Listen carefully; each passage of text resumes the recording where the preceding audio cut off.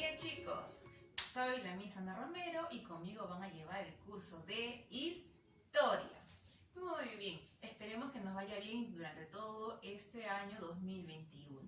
Muy bien, chicos, entonces el tema que vamos a tratar el día de hoy es acerca de la introducción a la historia. Por lo tanto, vamos a ver ahora sobre qué trata entonces el curso que estamos llevando, sobre qué trata la historia. Yo sé que has llevado en los años anteriores, ¿verdad? Cuando estabas en primaria, pero vamos a ir recordando poco a poquito acerca de lo que tú ya habías llevado. Entonces, vamos a ver lo que es la historia. Tú sabes muy bien que cuando hablamos de historias, lo primero que se nos viene a la mente es el estudio del pasado, ¿no? Todo lo que los hombres hicieron en el pasado. Pero vamos a ver un concepto. Es la ciencia social que tiene como objeto de estudio el pasado del hombre. Pero vamos a ver también dos concepciones. Una tradicional, que es la que te dije, una disciplina que estudia los hechos del pasado, obviamente realizados por el hombre, y una concepción más moderna, en la que nos dice que es una ciencia social que estudia, primero va a estudiar, luego va a tratar de explicarlo y finalmente va a entender, va a comprender qué cosa, los procesos de la sociedad. A ver, ¿por qué dice los procesos de la sociedad? Porque el hombre no vive solo, el hombre está rodeado de más personas. Entonces, en esta convivencia, el hombre, ¿qué hace? Construye su comunidad, construye su cultura. Tenemos una concepción moderna también. En esta concepción moderna nos dice que la historia también es una ciencia social. ¿No es cierto? ¿Por qué? A ver, vamos a recordar. A ver, tenemos las imágenes aquí y en esta imagen vemos al hombre que no está solo, ¿no? Él convive con otras personas desde los tiempos primitivos. Entonces, ¿qué es lo que hace la historia? La historia lo que va a hacer es estudiar y explicar, además, que es muy complicado, pero va a tratar de explicarlo y va a comprender los procesos de la sociedad. Entonces, aquí vemos, por ejemplo, otro grupo social que corresponde a otro tiempo, ¿no? Entonces veamos la diferencia. Una comunidad primitiva y una comunidad del periodo prehispánico. Entonces, el desarrollo cultural ha ido cambiando, ha ido avanzando, ha ido progresando. En eso consisten los procesos de la sociedad, que son un conjunto de hechos que nos va a llevar hacia algo nuevo, que es el devenir. Es lo que vamos a ir produciendo con el paso de los años, ¿no? Es las causas de estos hechos que se han ido dando. Entonces, vamos a ver por qué será importante. A ver, vamos a buscar mi tiza. Max Bloch nos dice lo siguiente, que la historia es importante porque permite conocer el pasado. ¿Qué quiere decir? Aquí vamos a tratar acerca de los tiempos. Primero, estudiamos el pasado. Nos interesa demasiado, ¿por qué? Porque del pasado nosotros vamos a aprender. Una vez que estudiamos el pasado, lo que nos va a llevar es a comprender el hoy, nuestro presente, ¿ya? Entonces nos ayuda a comprender el presente. Por ejemplo, tenemos problemas de racismo muy fuertes en el Perú. Entonces, ¿qué es lo que está pasando? Nos ponemos a preguntar. Y entonces vamos a retroceder. Los historiadores lo que hacen es retroceder y saber cuáles fueron las causas. Entonces, la conclusión sería de que el problema del racismo viene del tiempo del virreinato, la llegada de los españoles. Y entonces, en el tiempo de los españoles, siempre la raza blanca era la superior, ¿no? Considerándose inferior al indio, al negro y a los mestizos y a las demás castas, obviamente, que los consideran como inferiores.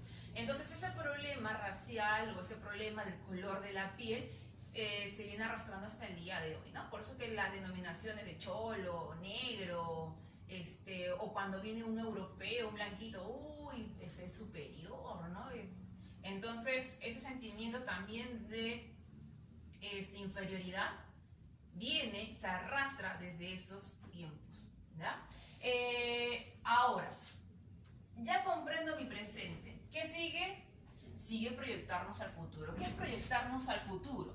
Encontrar una solución al problema, ¿ya? Entonces, en eso es lo que trataba Max Bloch, en explicar la importancia de la historia, ¿no? Y también en eso consiste el devenir. El hombre que estamos, a ver, nosotros aquí tenemos que aprender del pasado para poder mejorar nuestro futuro, ¿no?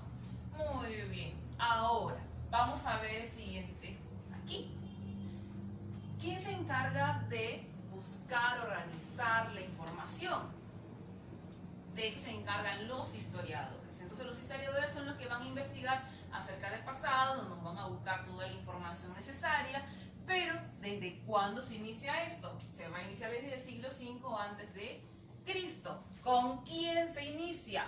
Con el griego Heródoto.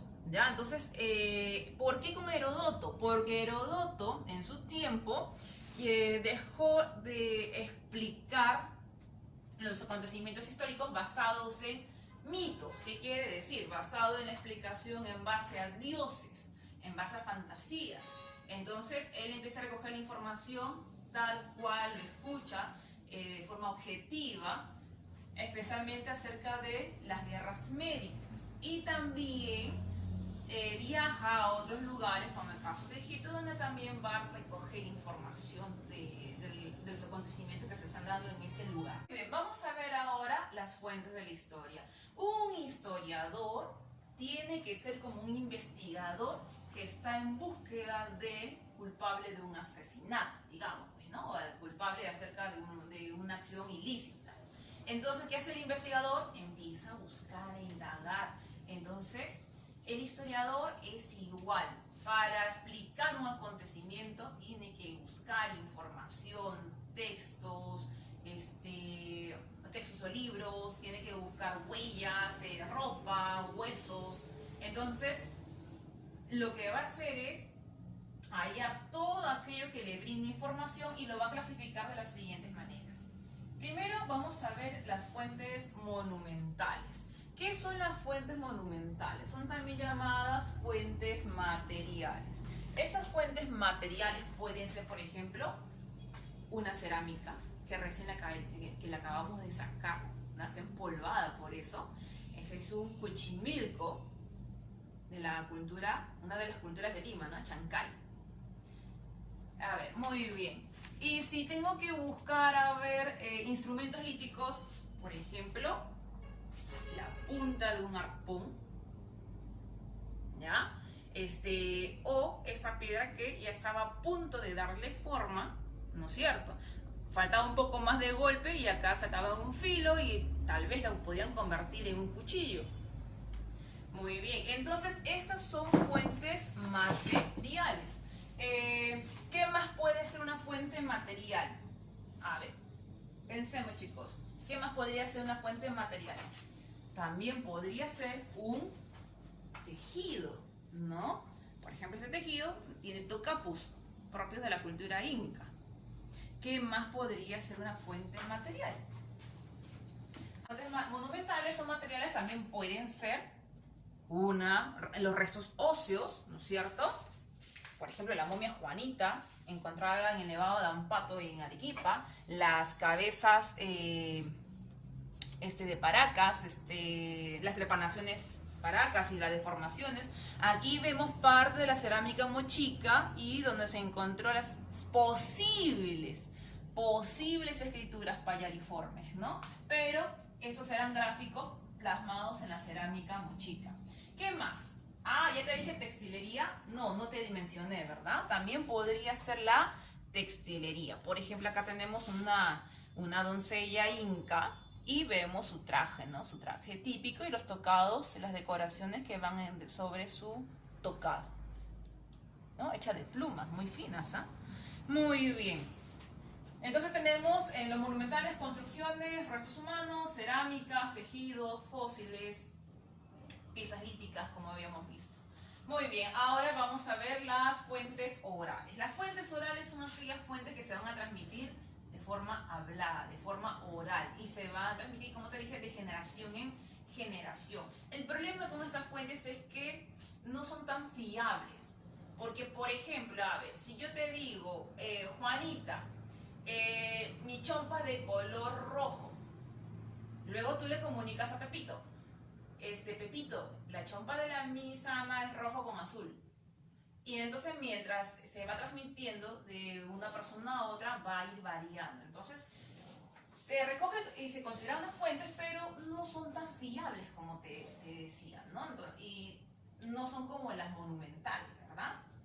Muy bien. Por ejemplo, tenemos en orales las leyendas.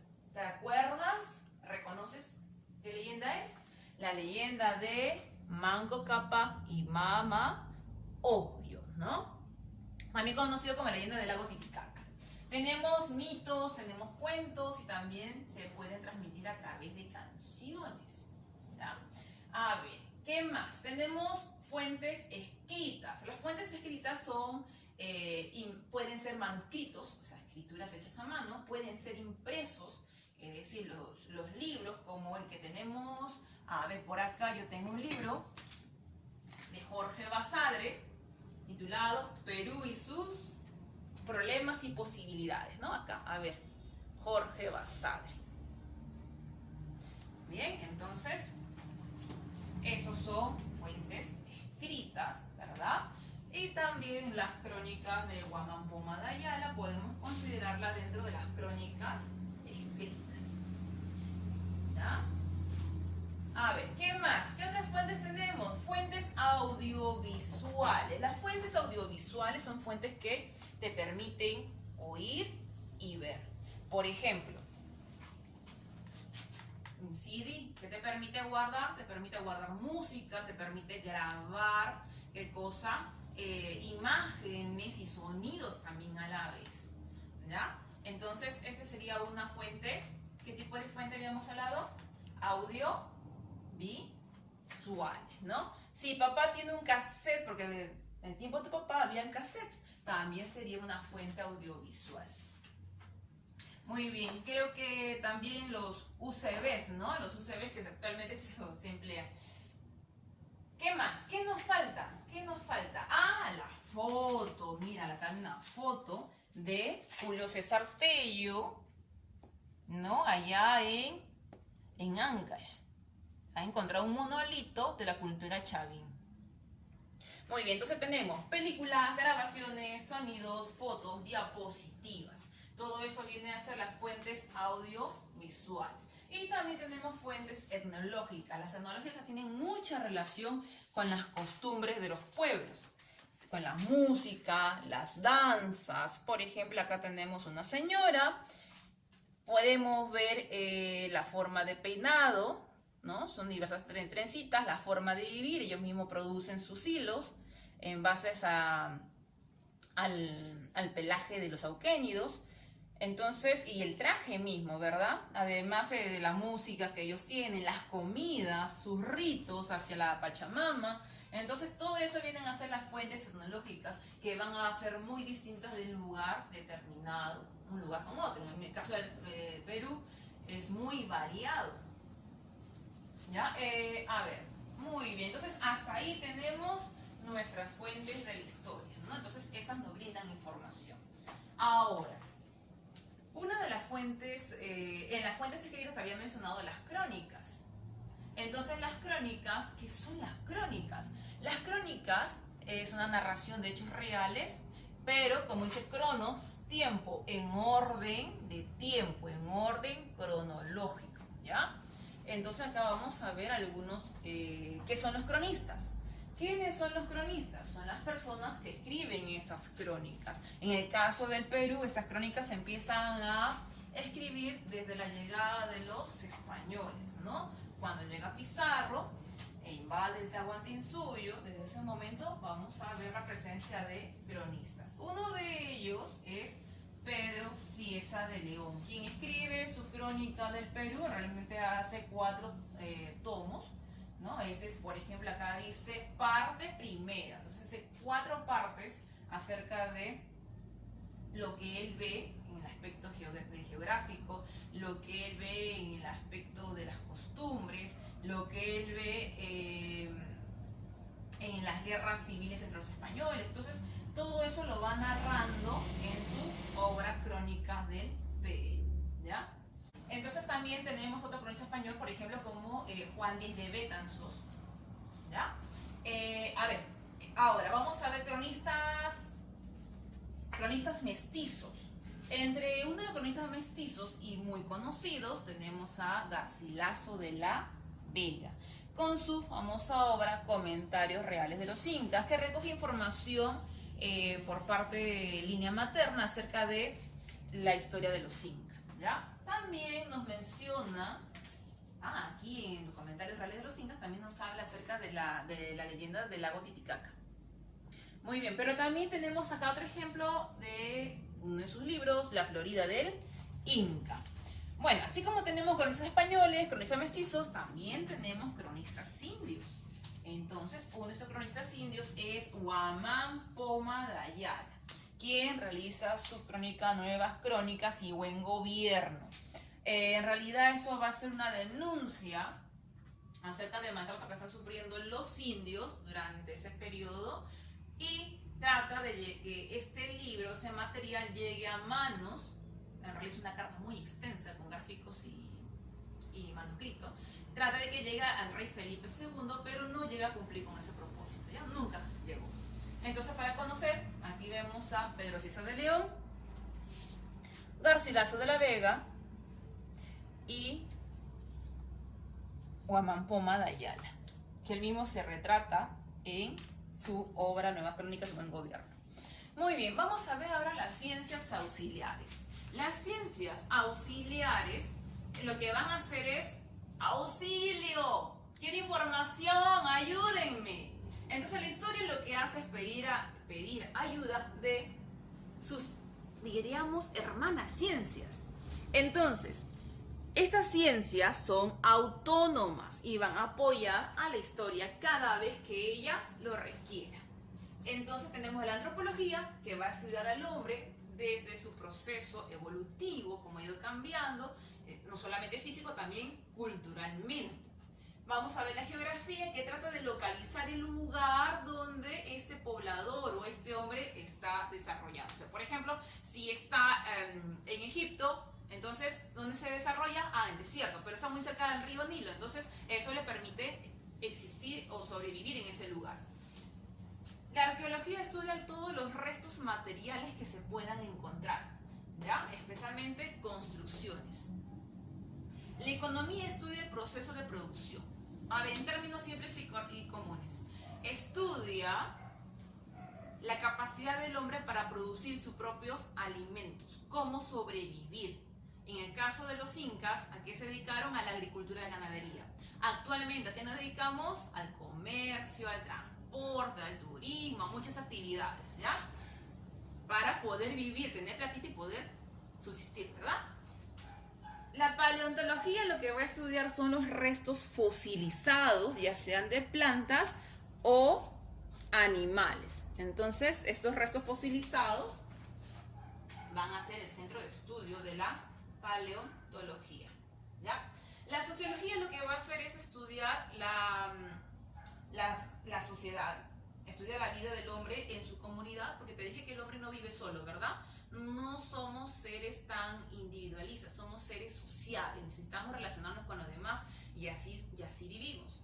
Entonces, lo que va a estudiar la sociología es la interrelación que tenemos entre las demás personas. Por ejemplo, nuevamente volvemos al tiempo de los incas.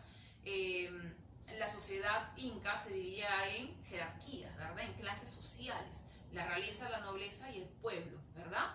Muy bien, entonces, a ver, vamos a ver ahora la demografía. La demografía va a estudiar la cantidad de personas que hay en un territorio, cuántas se han retirado, cuántas han venido a vivir aquí, eso se llama movilidad. También estudia cuántos son mujeres, cuántos son hombres, cuántos son niños, ¿ya? Entonces, esa es la labor de la demografía.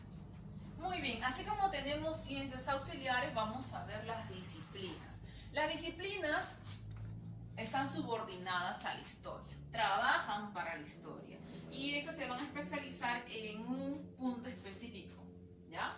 Por ejemplo, crono, tiempo, lo estudia. ¿Qué estudia? El tiempo, va a ordenar las cosas de acuerdo a los sucesos como se han ido dando, ¿no? Entonces, a ver, ponemos acá un reloj de arena y luego lo retiramos para que tú puedas apreciarlo, ¿ya? Que nos va a indicar el tiempo, ¿verdad? Tenemos la numismática. La numismática va a estudiar las monedas. Por ejemplo, aquí te traje una moneda, son monedas antiguas. Esta es una moneda del Perú, una de las primeras de 1822, y vemos el escudo creado por José de San Martín, ¿no? Un poco complicado el primer escudo. Muy bien, entonces estudia las monedas y la colección de estas, además de las medallas antiguas. La heráldica, ¿qué es la heráldica? Estudian los escudos, sean de ciudades, sean de algunas familias. Por ejemplo, el escudo del Perú, vamos a colocarlo acá, ¿ya? Cómo se divide en 3 campos, la representación de los reinos, ¿no? Reino animal, vegetal, mineral. Y también acá tengo otro escudo, que es el escudo de la ciudad de Lima. Y tenemos las águilas que van a representar a los reyes de España. En ese momento, la reina Juana y su hijo Carlos I, ¿no? Acá están incluso las iniciales de ambos, ¿ya? Ioana y Carolius. Y la estrella que los representa a los reyes de España de ese momento. La epigrafía va a estudiar las inscripciones de los monumentos. Seguro tú cuando has ido al cementerio has encontrado una escultura, o cuando has ido al centro de Lima, por Paseo Colón, has encontrado una estatua y en la parte inferior hay escrituras, ¿no? Te dice el año, te dice dedicado por quién. Entonces eso es lo que estudia la epigrafía, ¿ya? La etnografía. ¿Qué es la etnografía? Estudia las tradiciones que tienen las personas. La paleografía lo que va a estudiar son las escrituras antiguas. Por ejemplo, tú sí conoces las escrituras jeroglíficas. ¿Listo? Muy bien. Y vamos a retirar a nuestro hombre prehistórico y lo vamos a colocar acá, porque ese es el objeto de estudio de la antropología, ¿verdad? Muy bien. En el Perú, en el caso peruano, vamos a ver la división de la historia de la siguiente manera. Tenemos una división tradicional planteada por Fernando Silva Santisteban. Y nos dice que tenemos un periodo autóctono que se va a dar antes de la llegada de los españoles, es decir, periodo pre-inca e inca. Tenemos a partir de 1532, con la llegada de los españoles, el periodo colonial, ¿no? Tenemos el virreinato, tenemos el proceso también de la emancipación y tenemos el periodo independiente, que quiere decir a partir de 1821, cuando José San Martín proclama la independencia. Entonces, de acuerdo a la división tradicional, se divide de acuerdo a hechos o acontecimientos muy importantes. En el caso planteado por Pablo Macera, él es un historiador y ya doctor de la Universidad de San Marcos, que murió el año pasado, no, este año, perdón, sí, murió el año pasado, en el mes de enero, me estaba olvidando de... Entonces Pablo Macera murió el año pasado, ¿ya? Y él plantea una división científica. Esa división científica nos trata de explicar de que la historia se divide en 2 partes, la etapa de autonomía y la etapa de dependencia. Es decir, va a depender mucho de la situación de libertad que va a tener el Perú. La etapa de autonomía implica desde la aparición del hombre hasta el desarrollo de las culturas pre-incas, incas, hasta la llegada de los españoles en 1532. Y Cera nos dice de que hasta el día de hoy continuamos ¿Por qué? Porque desde que llegaron los españoles hemos dependido y hemos estado subordinados hacia España. Desde 1821, el proceso de independencia, vamos a tener préstamos constantes de Inglaterra hasta 1900, hasta el gobierno prácticamente de Leguía, donde ya vamos a dejar a los ingleses y ahora vamos a ser subordinados a la economía norteamericana. ¿Ya? Entonces, por eso Pablo Macera nos dice de que aún estamos dentro de esa etapa de dependencia. Bueno chicos, hasta ahí hemos quedado entonces con nuestra clase de historia. La tarea te la voy a dejar en la parte inferior de las descripciones, ¿ya? Y para que tú puedas trabajarlo en casita. Muy bien, yo me despido, cuídense, nos vemos la siguiente semana.